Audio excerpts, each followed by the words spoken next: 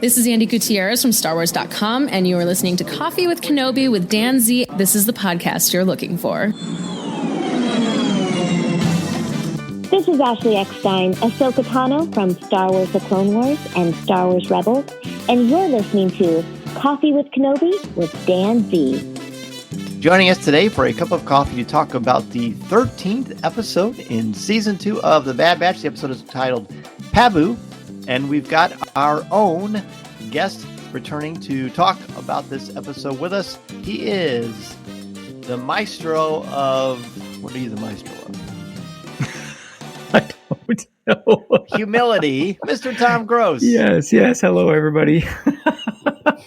The maestro of something. We'll figure out what that is. Yes, well, I'm optimistic we'll come up with several somethings for you. Mason will be actually joining us later to give his overall thoughts, word, and letter grade. But in the meantime, Tom, give me one word to describe the episode for you and overall thoughts on it. So the word I would use to describe this episode is, wow. I thought I had it, and then like three other words popped into my head. So I'm just going to go with the first one, which was peace. Peace. My impression of this episode was it was different than most other Bad Batch episodes. It's an episode that I felt like, I don't know, I almost feel like I've been waiting for something like this because of the draw to get away from war. The Bad Batch seems, I don't know, this season I just feel like the Bad Batch seems kind of tired, not as a show, but as characters. They seem kind of tired. They're always on the move. They lose their ship, have to get it back, all of these things. So I felt like this was a much needed respite for the Bad Batch. And so peace is the word that I use for this. But my impression is I really, really enjoyed this episode as sort of a change of pace. Okay. Very good. I would love to, instead of using a word, I'd like to use a phrase, serenity now, insanity later, Seinfeldian. But I would just call it serene. I think it was serene. It was beautiful. It was very calming for all the right reasons. It did not feel gimmicky or like a placeholder to other plot developments. I felt like it was an organic part. And I think our conversation is going to show exactly why that is. So at the beginning, there's this little sequence. This is like the third or fourth time this season where I feel like I'm watching a loving adaptation of Indiana Jones. That opening sequence with Phee Genoa and this sort of exchange of this artifact, including the rotation of the what is that called? Like a lazy Susan? Or no. What is that called? Is it a lazy Susan? Where you put it down and you turn it around. Mm-hmm. It's very much like the diamond at the beginning of Indiana Jones and the Temple of Doom. But all of it from Hunter's sly use of a knife saving Phee, who doesn't seem the least bit concerned, from that poisonous little millipede that is right out of episode 2, Attack of the Clones. I love this opening. It was terrific action. And I said to Mason, boy, it's pretty nice to have the Bad Batch as your friends, isn't it? Yep, you're going to need to bring a little more muscle than that. Oh yeah. He stands up and he cracks his knuckle or his neck. And I agree with you. This opening was wonderful. And one of my favorite lines of, I don't know if it's a line or some, I don't know who said it. It was that Phee Genoa is a liberator of ancient wonders. Yes. And I love that Omega is learning from Phee and really taking to this sort of this lifestyle where she's sitting right at the table. She's the one actually holding the credits that they're going to trade for this artifact, and gets right into the middle of the conflict that happens. And I just really like that development in Omega. Kind of also sets up the rest of the episode, the tone of it anyway. But you're right. Nice to have the Bad Batch at your side. You got, and one of my favorites is Tech is playing, playing a game by himself because he's the only one that has the intellect. But there he is. He's got the ship. He's got the Marauder ready for the swoop in to rescue them. So magnificent opening.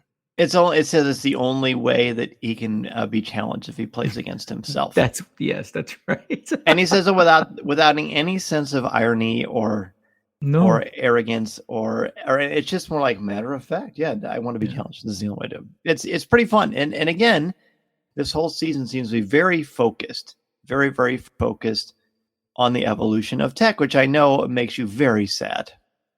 Oh, it's an awful thing. Really, he's just a throwaway character in my mind. Oh, it looks like the sarcasm light's coming on, everybody. Oops, sorry. There it is. I have one in my classroom too. Yes, no, I love Tech. And yes, you're right. This season has been wonderful to watch him develop. And we've got more to talk about with Tech coming up. Before we get to Pabu, the name of the title of the episode is Pabu, but it's also the planet hidden from the galaxy. Mm-hmm. What isn't hidden from the galaxy is the fact that Sid is someone not to be trusted. We've seen snips of this, the episode Faster, where they help her, and that I can't remember the name of the alien who they were wagering against, but he warned them that she's not loyal. She's not loyal. You can't trust her. And then she kind of disappeared for a while, besides a couple of token appearances and not showing up to help them, making them wait 3 days before she would ever come to save them, so they had to make their own rescue when they had lost their ship earlier in the season. But now she comes out and she basically says, don't just assume I'm threatening you boys. You've been avoiding me for, did she say, 14 days, 21 days, something like that? I thought it was 20 rotations. 20 rotations. Okay. My math is a little off, as it always is.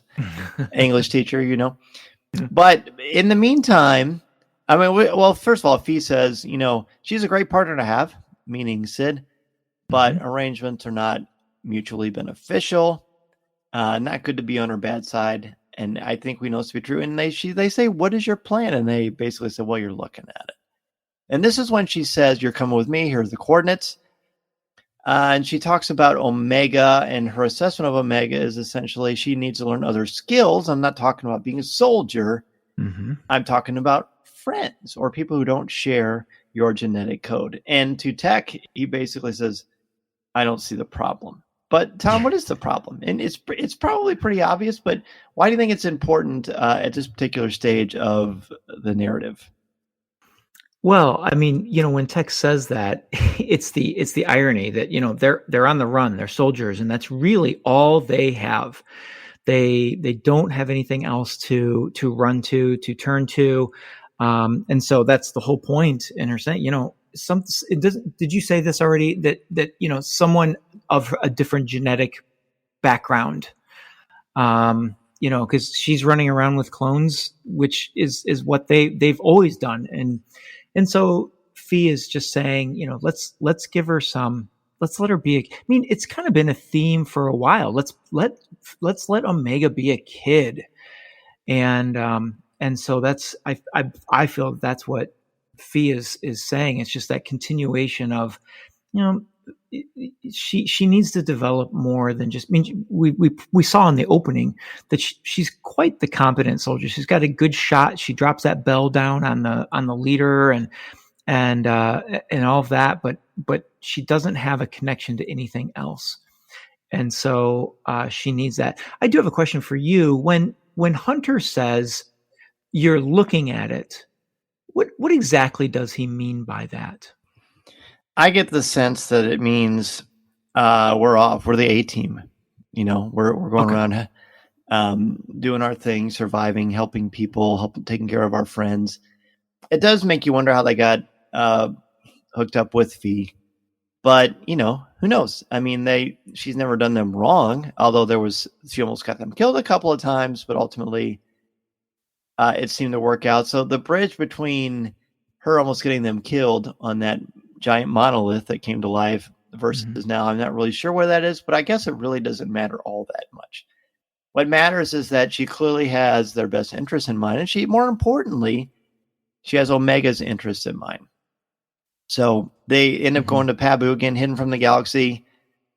And we find out that this little tree thing that she got Yeah. which could be possibly symbolic because it's almost like an olive branch or, a tree. Whenever there's a tree that gets chopped down or cut down, my wife always feels a little sad. Yeah. And one time we were talking about that, and we just talked about trees, their growth. They bring life, they help with the atmosphere for one thing, but there's just something kind of familial about trees. It's hard to kind of explain, but what do you think?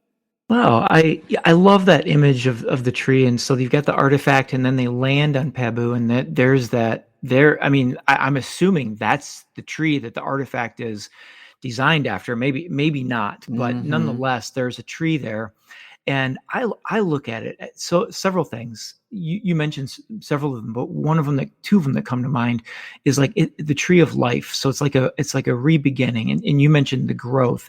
And the other side of the tree is the deep roots that go down and strengthen. And so this is, Phee is taking them to these people who have these deep, deep roots.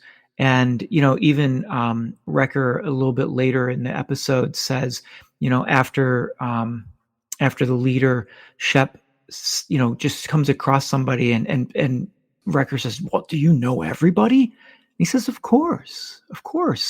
And I wanted the line to say, of course, because the roots are deep here.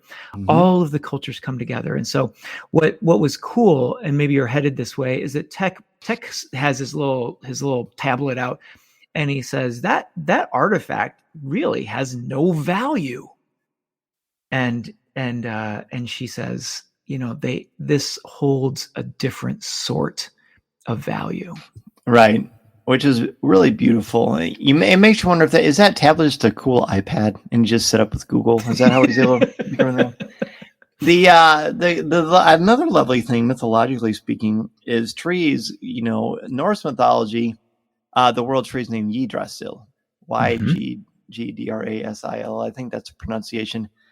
But Yggdrasil is the foundational geographic actual tree where all the 9 worlds are linked together. Yeah.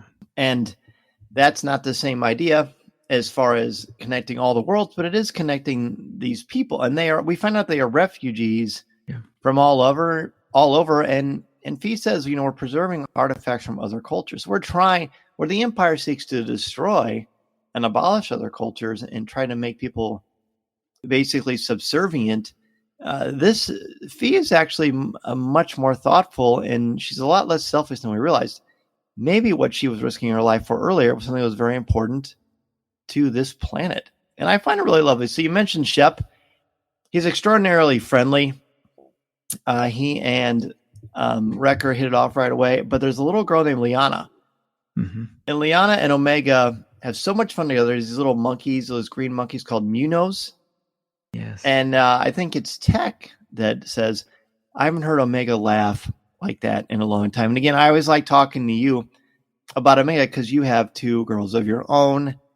And I think the importance here is that Omega, we spent much of season 1 seeing Omega as a capable soldier, as a member of Clone Force 99. But this season, it seems it's more about her as a human being. And she's probably the most fleshed out human being of any clone. Absolutely. It is cool to see, and there's one more layer to this conversation, because Shep says naturally to Hunter, it's as a father, it's a good place to raise children, and like nothing set that up besides just his own observation of Clone Force 99. And so, to see your children laugh is just the most joyous thing as a parent, as a father of a son or a father of daughters, to see them connecting with other kids, growing and laughing and having a good time. There's just nothing that relaxes me, makes me happier. And so it's interesting that Tech is the one that makes the observation in my mind, because Tech is so unemotional generally. So when he's the one that recognizes this and says it aloud, I think that's I don't know. I almost think that says almost as much about Tech as it does Omega and this relationship that she's, this is what Phee was talking about. And I'm guessing that Phee had this in mind, that I'm going to take them to Pabu.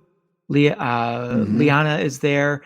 And so it's working out just the way, oh my gosh, I'm forgetting names, just the way Phee wanted it to.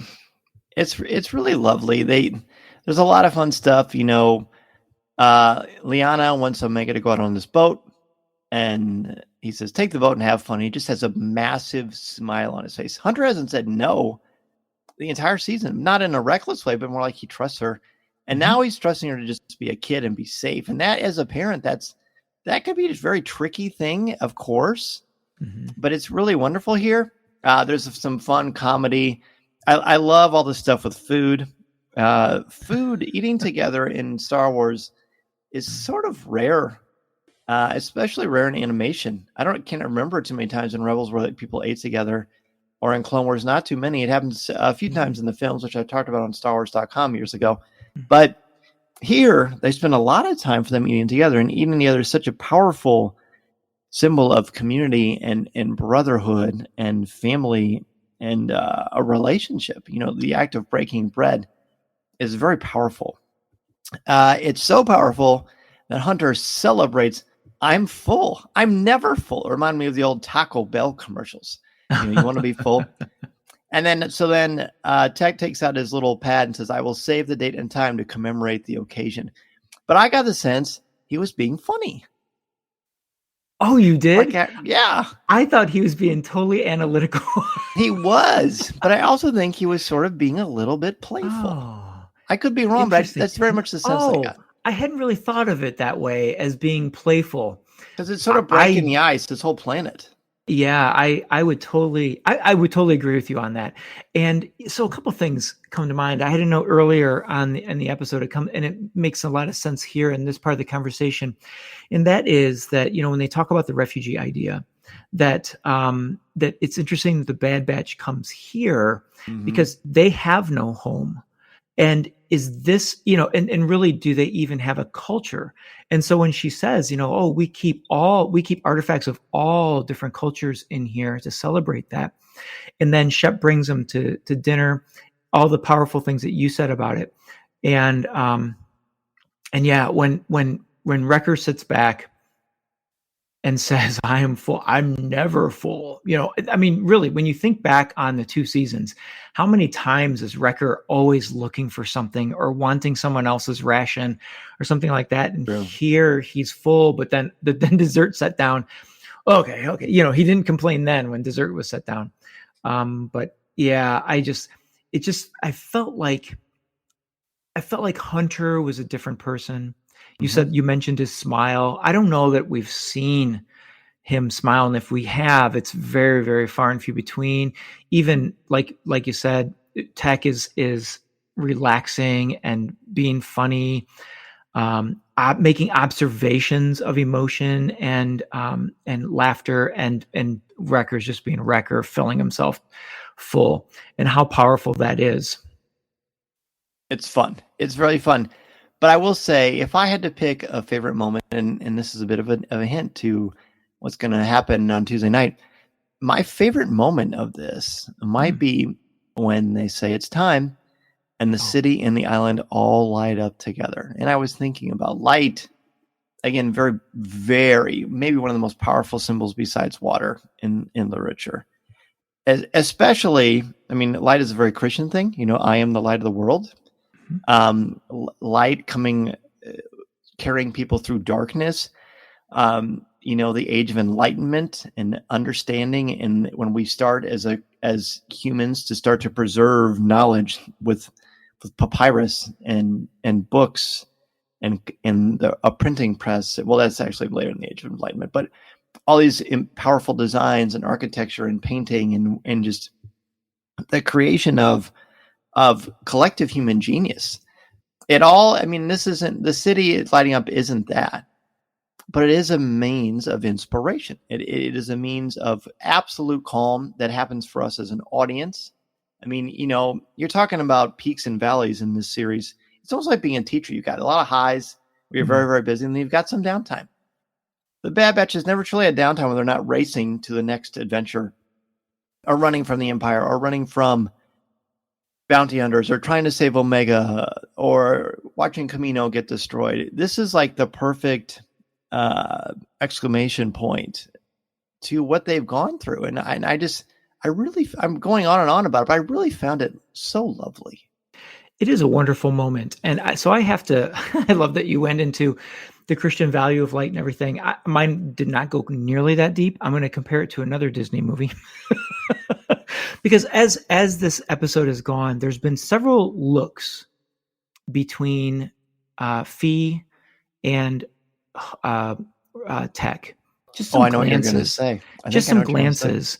And even when they go with Shep and Phee is going to take the artifact to the museum, Tech stays back and just kind of watches her. And there's an exchange there, but I don't remember what they say. But so we see this coming, and I find it interesting that she brings Tech to the edge of the patio there, and says, "Just look out, just look, and just wait." It reminded me of when Flynn Rider takes Rapunzel out on the water. I mean, really, here they're up in the castle. In that story, they're down in the water where someone else is in this story. But Flynn Rider takes Rapunzel out, and then all the lanterns light up and they float up into the sky. And it's a marvelous moment. I'll never forget seeing that in 3D with my daughter, who was also wearing glasses, but she's super, super young. I remember her reaching out for the lanterns.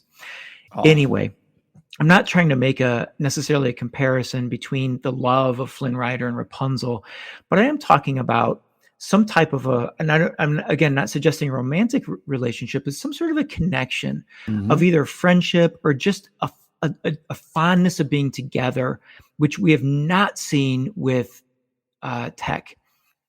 And I don't know, I didn't think about this until just right now, that we're trying to make, Fee's trying to make a connection, a human connection with Omega through Liana. And maybe there's even more to the mission here. And that is to, bring the Bad Batch or Clone Force 99 into more of a humanity. And here she's just chosen Tech to be the one that seems to be of most interest to her. And so I think I don't know. I agree with you that the lights are just the most marvelous moment. I'm just trying to think of all the times that I've been just excited about, like, when you go to a city and you just, the lights, the sun goes down and you look back at the skyline and just the beauty of all the lights. There's some places in my life where I'm driving down a road and you just go over a hill, or you get to a valley and you look down in there at night and you see the lights down there of a village or a town, and just how cool that is. And here you're on an island with just blackness all around. So yeah. Oh, wow. This is Vanessa Marshall, and you're listening to Coffee with Kenobi.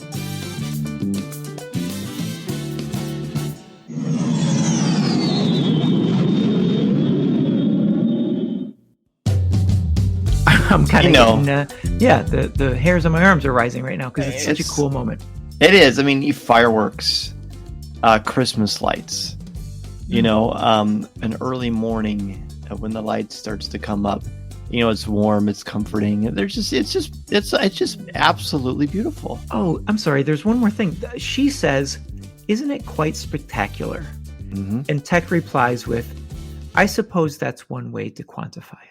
And D. Bradley Baker is just perfect in this, because he has affect without having affect. You know what I mean? There's so much emotion in his very stylized monotone delivery, and I find it so exciting and spectacular.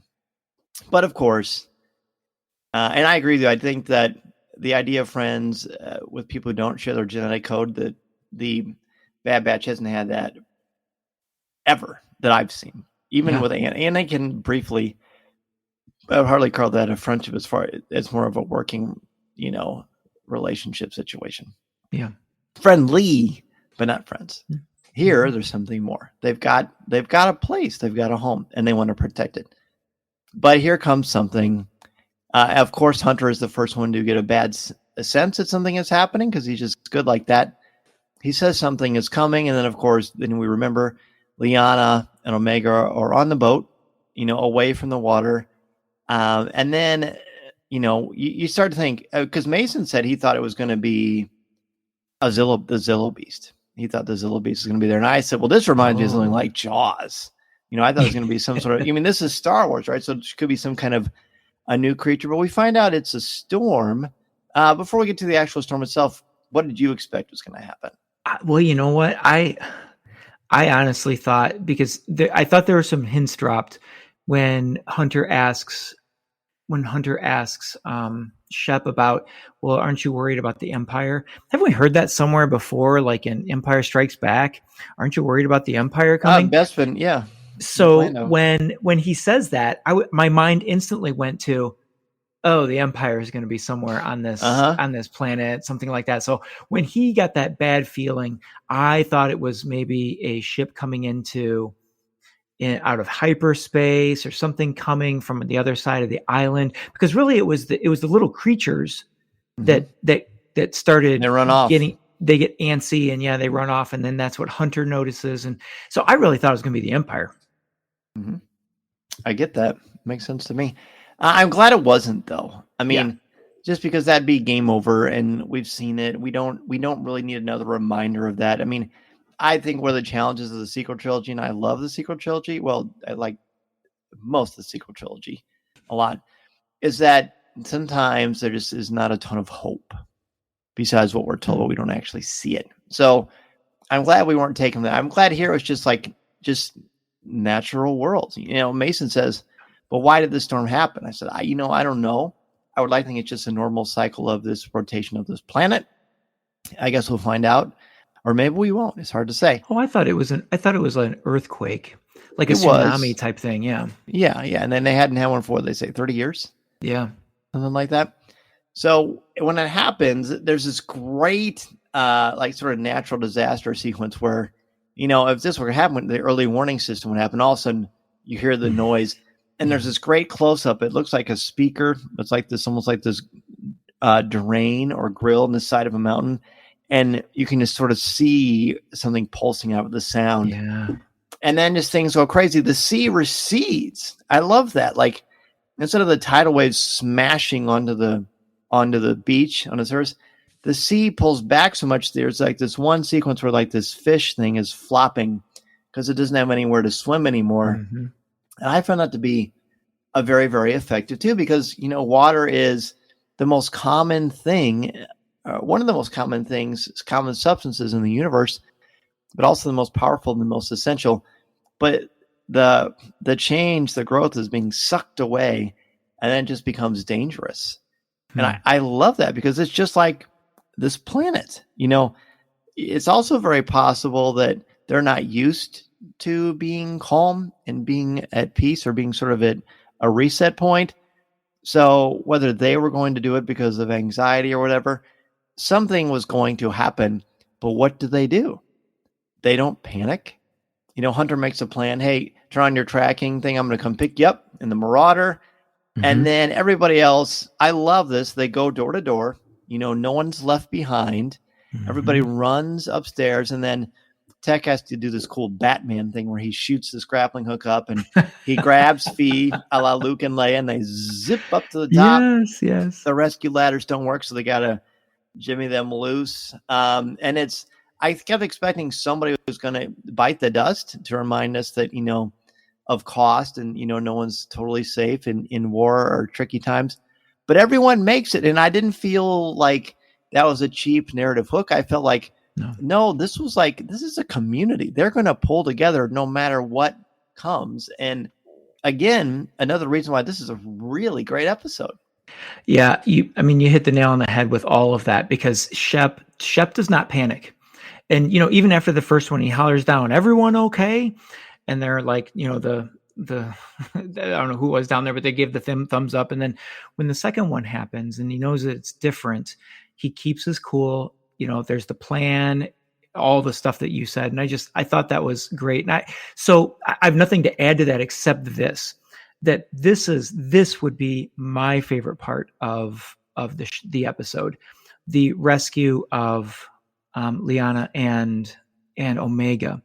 I just think the cinematography and the sequencing of this was fantastic. Mhm. So to replay it, they're out on the dry ocean floor running, and she looks up and she says, "There." And then the camera goes to the Marauder, but does a zoom in on it, a la, as you said, episode 2 earlier. Yep. Same thing, like when the clones attack on Geonosis, they do all that like combat camera zooms and focusing in on certain things. Or the first ever episode of Clone Wars too. Oh, That's yes. a great sequence. Yeah. Yes. And so they do a zoom in on the Marauder, and he swoops around and he does a little announcement, grab the rope. And so he drops the rope down, and Omega grabs it, brings Liana up, and then they swing in front of that massive wave. And then he flies back up. And I forgot my favorite. How did I forget this? The very beginning of that sequence is the Marauder taking off. And did you notice the flame coming out of the engines? I guess because they're in the atmosphere or something. And the sound of it. Oh gosh, it's just cool. It was so cool. But there's one more thing to this that I want to add. When you're talking about the water and the importance of that. To me, what really struck me when they're out on the water on the boat, and Omega makes the comparison to my planet had water, but it didn't feel like this. I mean, how different could it get? You know, I lost their name on where she grows up. Where Phee grows up? Yeah, on you mean Camino. Where Omega? There it is. Yeah. How technical that those platforms were, and it was all clone and science and all of that, and how different it is here with just the natural island, and everyone's connected, but they're all different. And I saw that, but the connector was the water, and that's what reminds her of her land, of her own home. And you got to think, I love that scene too, because then what's the difference between Coruscant and Pabu? Well, they both have life, but on Camino, it's artificial life, but she's, a clone. And so is she artificial? I don't think so. Are the clones artificial? That's kind of one of the big debates through this entire series. I think what's more important is not the water, but how the water is used. In Camino, it's a barrier. It's violent. It's not necessarily even a part of. We don't know if they fish, where their food comes from on Camino, but here it's like this big, beautiful commune, like this ecological preserve of family, of friends, of working together with the land, and it's all part of it, as opposed to like, we're taking over in this violent area. And I'm sure there's so much more that you can glean from that, but it's really pretty cool. There's one of my favorite sequences also. There's this wonderful airborne shot of Omega and Liana looking down out of the Marauder as they're flying over the water at the very, very end. It's probably 2-3 seconds. Oh yes. I know what you're talking about. There's this beautiful cinematic sequence there. And then they all decide, we're going to stay and we're going to help. And then there's no like cliffhanger. There's no sense of violence or like that we still don't know what's happening with Crosshair, because last we saw he was tied up and looked like he was going to be tortured or who knows what was going to happen. But that's how it ended. And I found it really satisfying. Absolutely. I mean, so much. So we've been talking about this entire episode, the humanity of the clones and changing. I mean, it all started with Omega making connections with other people of not her genetic code, but really it has been she's been sort of symbolic of the whole Clone Force 99, because some things I noted in that final moment when they're when Shep says the most important thing is that we all made it. And Wrecker puts his arm around Shep, in like in consolidation and just like, I'm sorry, as support. And then when Hunter does offer to stay around to help, Tex says, I was thinking the same thing. And Phee says, did you now? Yeah. Well, she says a couple of times. Yeah. Yeah. And so, it's this desire for stability and a place to call home that just was so marvelous. And I agree. Completely satisfying. Loved it. Well, I mean, I didn't know how I was going to rate this thing. I'm glad I rewatched it again. But I really enjoyed talking to you about it. Again, we'll get to Mason here in a little bit. But tell me your letter grade and sort of last minute thoughts on this thing. So this conversation has changed my grade because I liked it coming in. All the things we talked about, but the depth at which our conversation went with the humanity aspect and the water and the roots and the culture, it really strikes me as something very, very different from what I expect from Bad Batch, especially coming off of Crosshair's episode. Yeah. And so I have to say, I'm giving this one an A+. I've thought about it since I've watched it so many different times. And I said to my wife and to my daughters, I said I really want you guys to watch that with me because it's really, really important. I don't know that it'll have the same impact on them if they do decide to watch it with me because they don't know the characters quite as well. But I just think all of those connections and the friendships and all of that are just so much fun to watch. So I give it an A+. Wonderful.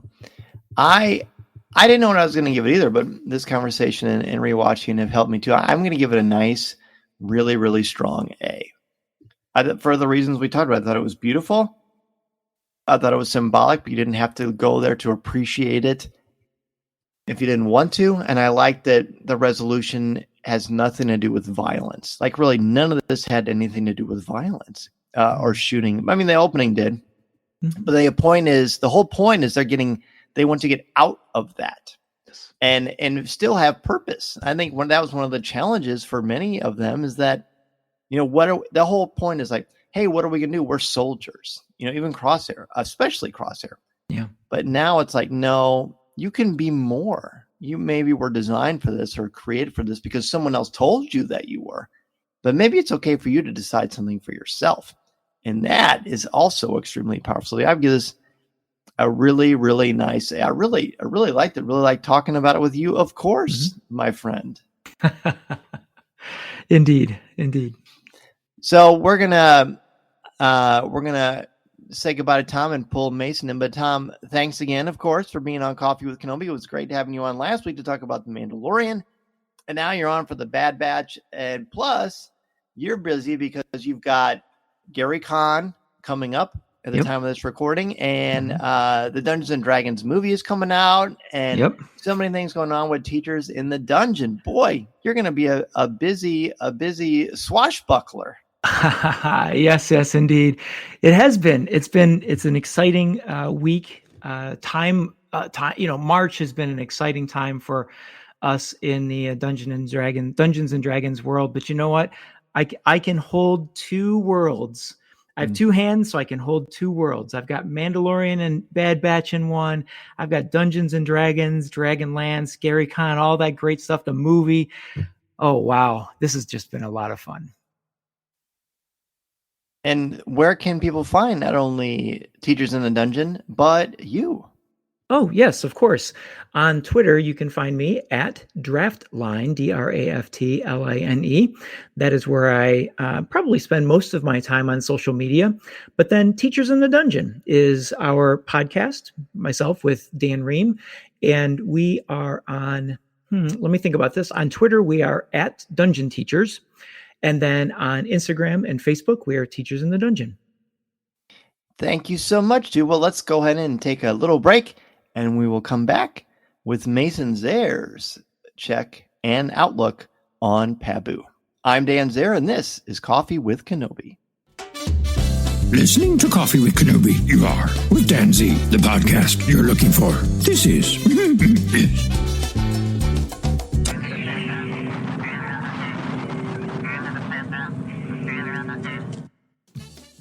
We are back, and as promised, my good friend and yours, Mason Zehr, is back on the show. Mason, how's it going, pal?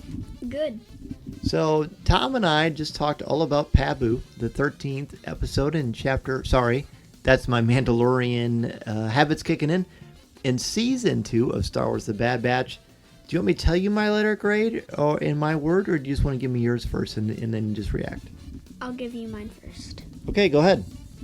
I give it an A, and my word is beautiful. Ooh, that's interesting. So tell me why, and then I'll tell you what Tom and I said. My letter grade is A because it is a great episode, not an A plus though. Now, to be fair, and not to be fair, but before we watch this the second time, I think it's fair to say that you and I were like, oh, okay, we'll watch this one again. But for me, watching it a second time really made a massive, massive difference. And I'm guessing it's the same for you too. Yes, it was. So why did you use beautiful to describe it? Because of all the scenery and the planet.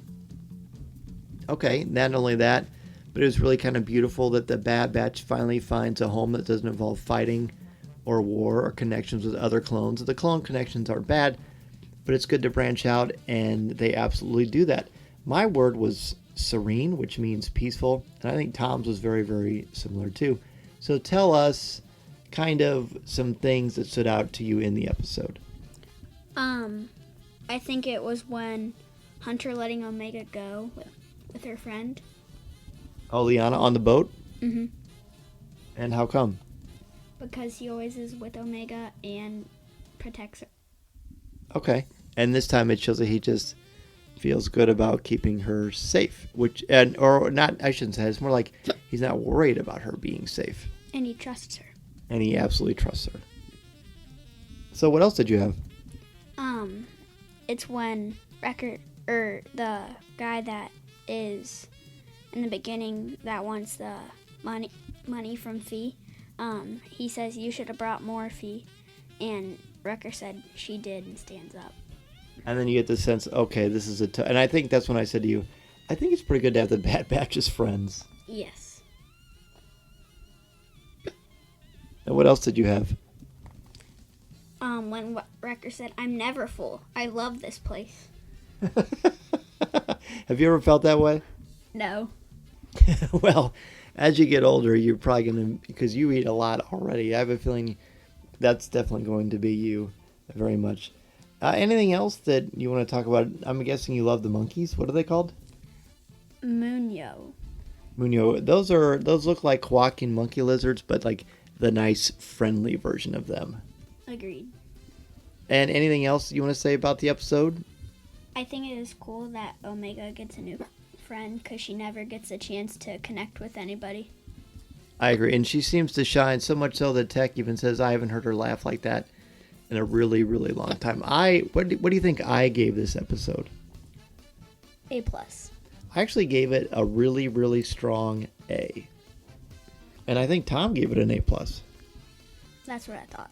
Yeah, so basically we all love the episode. Now what would you say, because there are some people that, everybody has a right to their own opinion naturally, but some people think this was kind of a filler episode that wasn't important to the plot. How would you respond to that?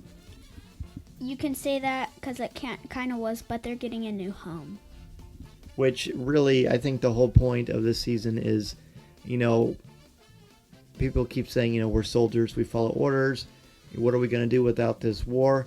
But then they started to find that there's more to them than just fighting. They can just be a family and contribute to society in a healthy way. And I think that's beautiful. Mm-hmm. Well, hey, man, we've only got 2 weeks left, 3 more episodes to go. What are you most excited about, or what are you hoping to see? A lot. A lot. Okay. Well, I think we'll just end it with that. Well, Mason, thank you so much for being back on the show. Looking forward to having you in the co-pilot seat for next week. Thank you. This podcast is not endorsed by the Walt Disney Company or Lucasfilm Limited. It is intended for entertainment and informational purposes only. The official Star Wars website can be found at www.starwars.com. Star Wars, all names, sounds, and any other Star Wars related items are registered trademarks and/or copyrights of Disney and their respective trademark and copyright holders. All original content of this podcast is the intellectual property of Coffee with Kenobi unless otherwise indicated. This is the podcast you're looking for. There's no one